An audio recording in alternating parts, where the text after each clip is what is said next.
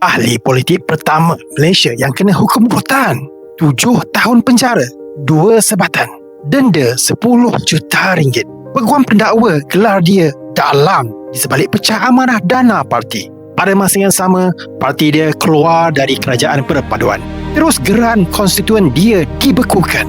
Tapi dia tak nak jadi mangsa. Dia jadi model baju raya. 3 kali habiskan ayaman penuh. Semua demi kumpul dana untuk rakyat muar. Satu kolaborasi yang bermula sekadar kerja akhirnya kumpul lebih 6 juta ringgit. Dalam proses itu juga dia jumpa cinta. Rumor BASS meletup. Sampai puncak Gunung Kinabalu dia sarung cincin bela kata ya.